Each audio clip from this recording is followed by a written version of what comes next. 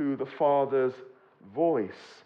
Jesus in John 10:25 said, "The works that I do in my Father's name bear witness about me." It bears witness because Jesus did not do anything that was contrary to the Father.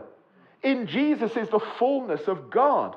In Jesus we see what God the Father is like.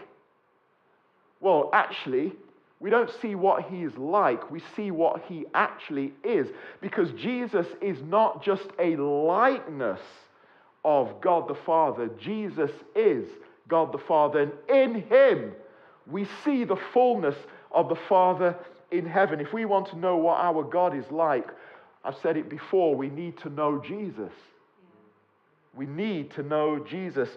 And when we look at Jesus riding into Jerusalem on that donkey recorded in Matthew 21, we see a man who knows exactly what he is doing.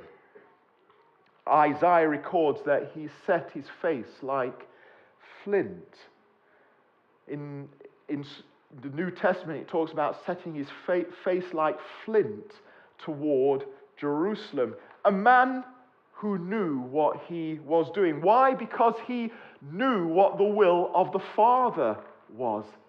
And so he knew that in sitting on that donkey, riding into Jerusalem, he knew what he was riding to. He knew what was required of him. It wasn't accidental. It wasn't emotional hype on Jesus' part.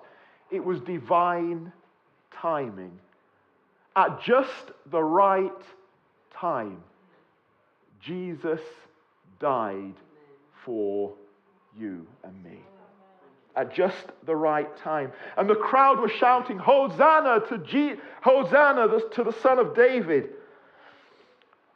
But Jesus already knew that those same voices that were declaring, "Hosanna, save us, Hosanna to the Son of David," he knew that those same voices in less than a week's time would be those same voices shouting, "Crucify him, crucify him."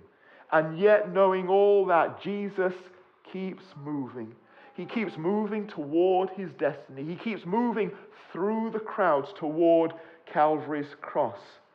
Why? Because he had heard from the Father.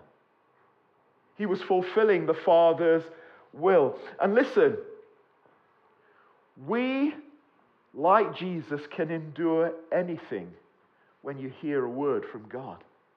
When you know that this is what God has said, when you know that God has spoken into your situation or your circumstance, you can endure anything. Because you know you're not doing it in your own strength, but you know that you're fulfilling the Father's will. When God has spoken, you don't need the crowd's approval because you've already had the Father's approval. And that supersedes everything and all else. The servant king listened to the voice of the Father. The servant king is also the one who endures suffering without turning back. Without turning back.